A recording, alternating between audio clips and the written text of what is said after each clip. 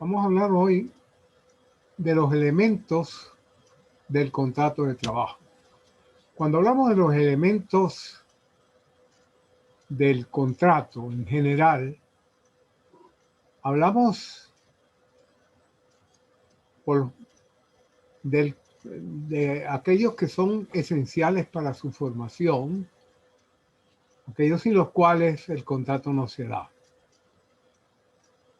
Bueno, el artículo 1141 del Código Civil actual, cuando se refiere a los elementos de los contratos, los clasifica en dos tipos: los elementos esenciales para la existencia y los elementos esenciales para la validez. Y los elementos esenciales para la existencia son el consentimiento, el objeto lícito y, y la causa lícita. Bueno, el contrato de trabajo, si buscamos en la ley orgánica del trabajo, en el decreto ley y en las leyes anteriores, no establece una lista o un listado de elementos esenciales para la existencia del contrato. Por lo tanto, tenemos que aplicar el derecho común, es decir, los mismos elementos que se requieren para todos los contratos, y en este caso, pues, aplicaríamos lo que establece el artículo 1141 y 1142 del Código Civil, los elementos esenciales para la existencia, consentimiento, objeto, causa, y los elementos esenciales para la validez, la capacidad de las partes y la ausencia de vicios del consentimiento, un consentimiento no viciado. De manera pues que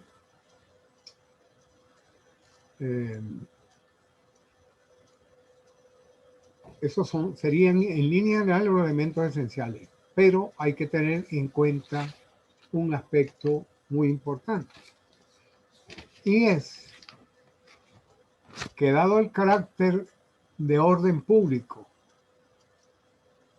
dadas las limitaciones de la autonomía de la voluntad, estos elementos del contrato generales de los contratos que se aplicarían al contrato de trabajo tienen algunas variantes en el derecho del trabajo. Antes de continuar, quiero explicarles que el Código Civil nuestro mantiene, digamos, la misma tradición que viene del Código de Napoleón y sobre todo del Código Civil Italiano de 1865.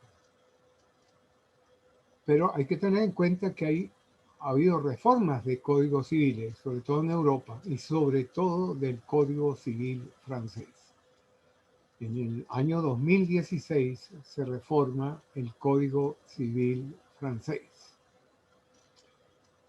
Y el artículo 1128 del actual Código Civil francés establece un solo tipo de requisitos esenciales para la existencia del contrato.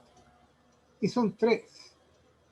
El consentimiento, evidentemente, pero ya no se habla ni del objeto ni de la causa. Se elimina,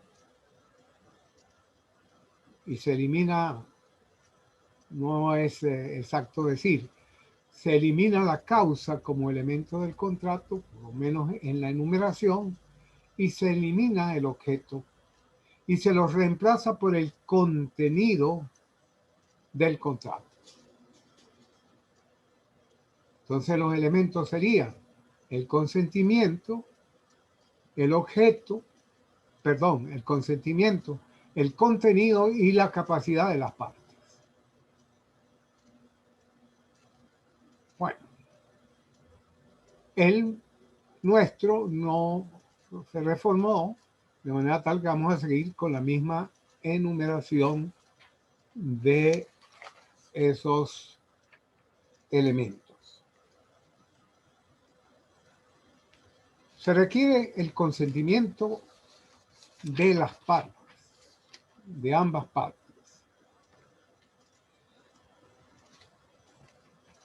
Cuando hablamos del consentimiento, tenemos dos sentidos. En sentido restringido, en sentido amplio, que es cualquier manifestación de voluntad, y en sentido técnico, que se toma el consentimiento como la coincidencia de las dos voluntades que se entrecruzan, de manera tal de que ese es el verdadero sentido del consentimiento. El consentimiento, sobre todo en el contrato de trabajo, que es un contrato bilateral, para formarse requiere que las dos partes manifiesten su consentimiento. Por lo general son voluntades que quieren cosas distintas, pero llega un momento en que se entrecruzan, en que coinciden esas voluntades. Ahí se forma en realidad el consentimiento. Pero cada declaración de voluntad tiene que ser válidamente emitida. Se requieren las dos voluntades, no como decía la teoría de la relación de trabajo, que la voluntad del patrono no es necesaria, no, se requieren las dos voluntades, tanto la del uno como la del otro. Y esas voluntades tienen que ser no solamente libremente manifestadas, sino que válidamente manifestadas, en el sentido de que no puede haber ningún vicio del consentimiento. Y además, cada una de esas voluntades debe ser manifestada a la otra, es decir, debe ser comunicada a la otra parte. En ese sentido se habla de que es un negocio recepticio, porque la manifestación de voluntad, para que tenga validez, tiene que llegar al conocimiento de la otra parte y ser manifestada externamente. No se puede quedar en el fuero interno del individuo. Y ser manifestada externamente de cualquier manera, porque es un contrato consensual que se forma con el solo consentimiento. No se requiere en principio ninguna forma especial de manifestación del consentimiento. No se requiere.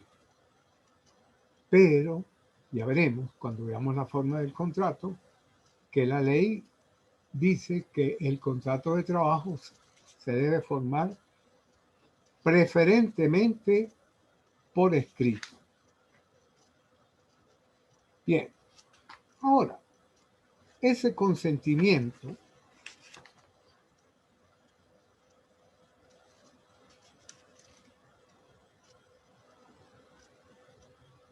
se forma de la misma manera como se forma cualquier consentimiento, cualquier contrato. Es decir, hay una oferta y hay una aceptación de la oferta. Muchas veces eso se da, quien pone las condiciones es el patrono y el trabajador lo único que hace es aceptar. Pero hay dos aspectos con esto que tenemos que tener en cuenta, dos situaciones especiales. Una, muchas veces ustedes, bueno, cada vez menos, primero porque no hay periódico, pero antes era común encontrar en un periódico un aviso en donde se decía se solicita para trabajar, por ejemplo, de abogado corporativo, una persona que tiene que reunir estos requisitos: tener más de 5 años de experiencia, tener no más de 35 años de edad, tener especialidad en tal cosa y hablar 2 idiomas. Bueno, eso significa que cualquier persona que cumpla con esos requisitos se presente y está automáticamente contratado porque él aceptó una oferta. No, en realidad esos avisos, esas ofertas, lo que son una invitación a ofrecer, es decir, a que las personas que reúnan esos requisitos vayan, se presenten, tengan una entrevista con el empleador, con la persona encargada de contratar el personal, y si reúne los requisitos y además le parece bien al que lo va a contratar, lo contrata. Porque siempre, dado el carácter personal del contrato de trabajo, pues esa decisión de contratar a determinada persona tiene mucha importancia. El otro aspecto que hay que tener presente es que la ley no permite que en las ofertas de trabajo se coloquen algunas frases discriminantes o algunos aspectos discriminantes, como por ejemplo que no se aceptan trabajadores tatuados o que tengan tal enfermedad o cosas de esas, o que tengan antecedentes penales, que es muy común, cosas de esas por el estilo. Bien, el segundo de los elementos del contrato es el objeto. Acuérdense que cuando ustedes estudiaron obligaciones vieron que en realidad no se trata del objeto del contrato, se trata del objeto de las obligaciones que se derivan del contrato. Porque de todo contrato bilateral se generan dos obligaciones. Una obligación para el contratante y otra para el contratado. Es decir, una obligación para el trabajador en este caso y una obligación para el patrón. Y que son obligaciones que tienen prestaciones totalmente diferentes. Lo más evidente que se ve es que el trabajador está obligado a prestar el servicio y el empleador está obligado a pagar el salario. No son las únicas obligaciones, como veremos más adelante, pero digamos que son las que más resaltan. O sea, cada una de esas prestaciones es completamente diferente una de otra. De manera tal, pues, que eso es algo que hay que tener en cuenta, que no se trata, y la misma doctrina civil dice, no se trata de un objeto del contrato. Bueno, no nos vamos a poner a hablar de las doctrinas civiles.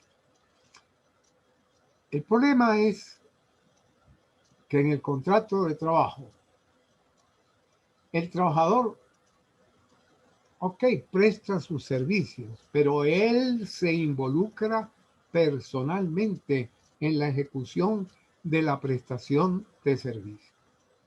De manera tal de que los autores clásicos franceses de comienzo del siglo XX decían que en realidad el objeto del contrato es la propia persona del trabajador, que eso, bueno, hoy en día no se puede aceptar porque la persona del trabajador no puede ser objeto del contrato.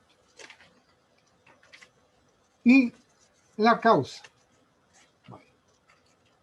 Bueno, no nos vamos a meter mucho con la causa porque es uno de los elementos más complejos que hay en materia civil, y todo el mundo se puede alegrar de que eliminaron la causa del Código Civil francés, pero no es del todo cierto, porque es decir, se elimina la causa como concepto abstracto, pero aquellos efectos o aquellas consecuencias que tenían la ausencia de causa o la ilicitud de la causa continúan vigentes en el Código Civil francés. Ahora, la causa también tiene que ser lícita en el contrato de trabajo. No hay que confundir el objeto con la causa.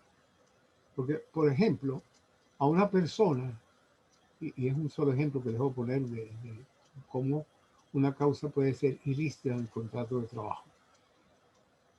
Una persona lo contratan para conducir un camión. Llevar un camión, por ejemplo, no voy a decir el sitio, pero ustedes saben más o menos, imaginan de dónde, hasta el puerto de La Guaira. Ajá. Y le van a pagar una cantidad exorbitante. Le van a pagar $10,000 a ese trabajador por hacer ese trabajo. Le van a pagar $20,000. Ajá.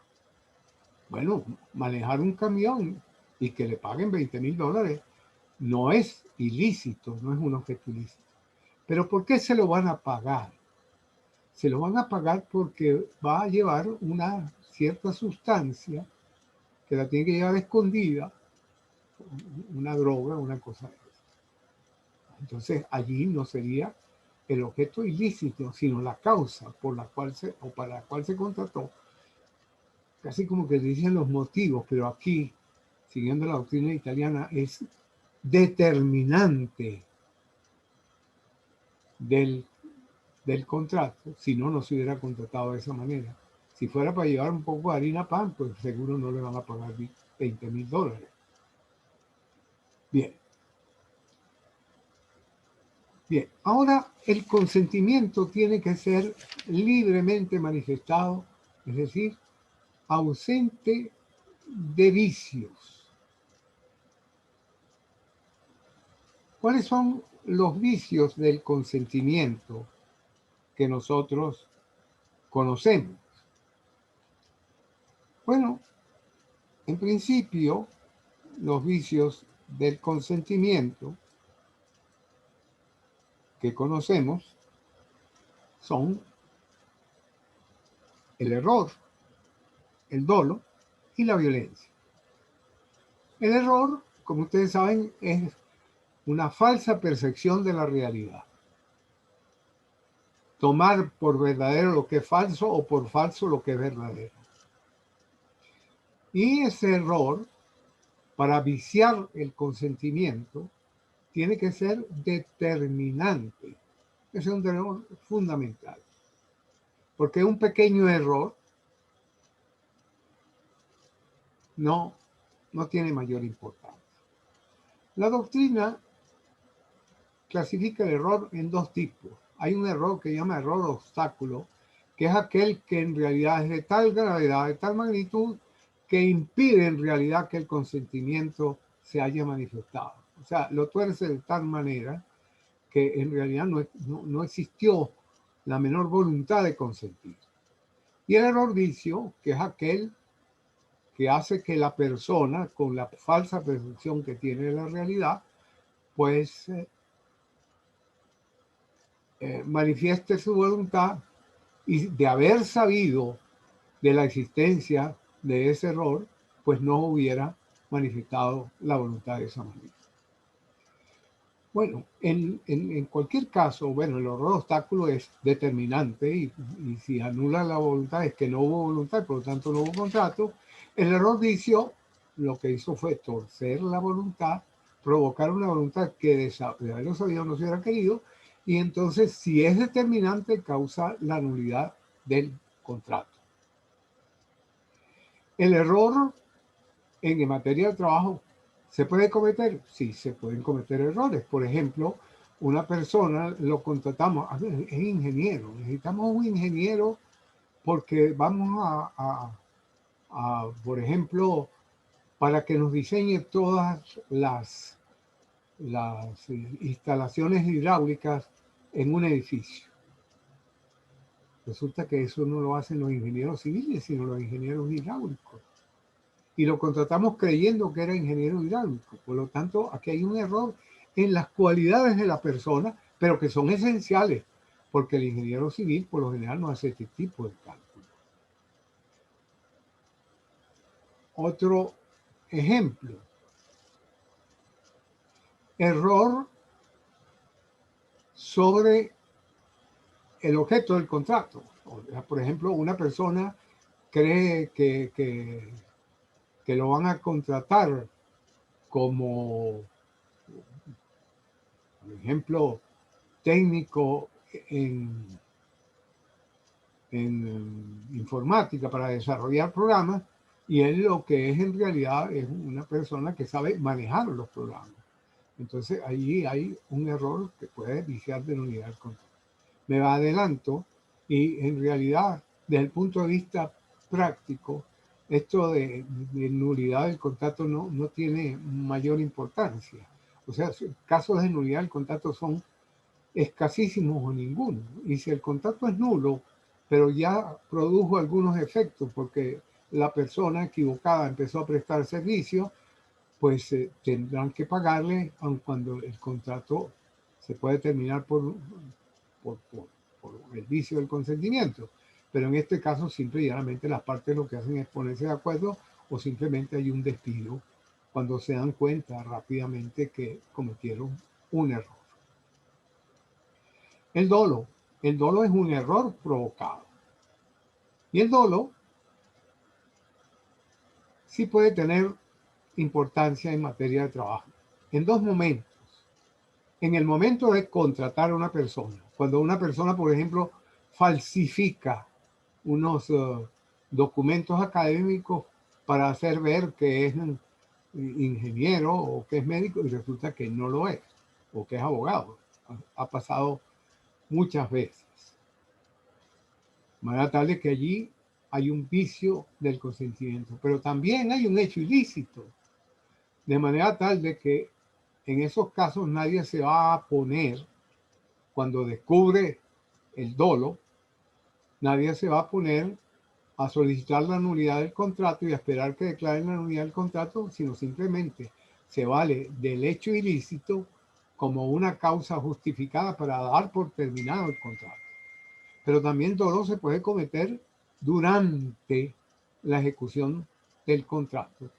Pero esto es algo que tiene que ver más bien con las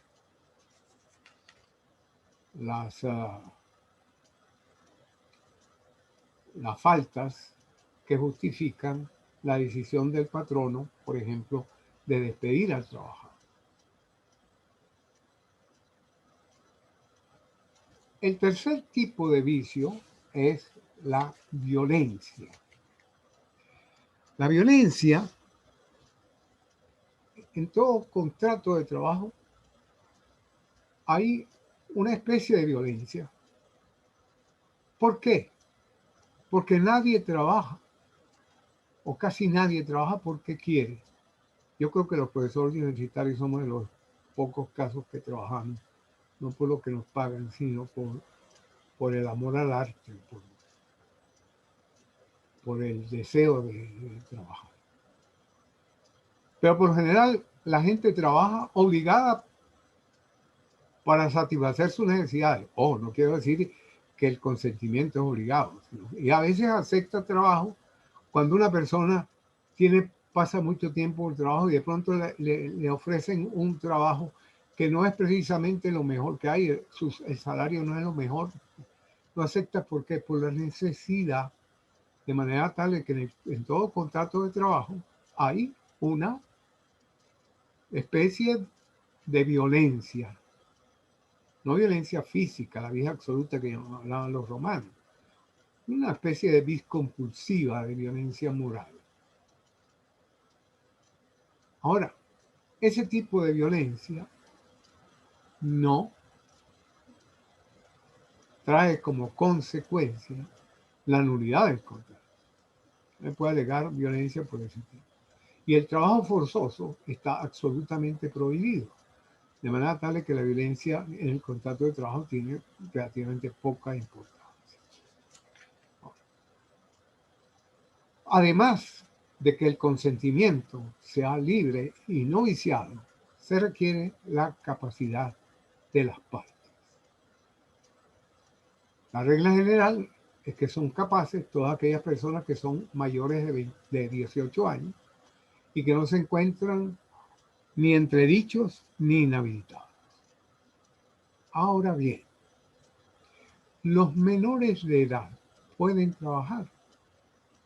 La ley orgánica de protección para la protección del niño, niñas y adolescentes y adolescentas, si seguimos con este temita del doble género, bueno, esa ley dice que, primero, edad mínima para el trabajo, no pueden trabajar sino los adolescentes, es decir, las personas que son mayores de 14 años. Pero esa misma ley dice que los menores de 14 años están capacitados, eso es como una especie de emancipación precoz, para celebrar contratos de trabajo y hacer valer sus derechos, ejercer sus derechos y para pertenecer a organizaciones sindicales. De manera tal que esa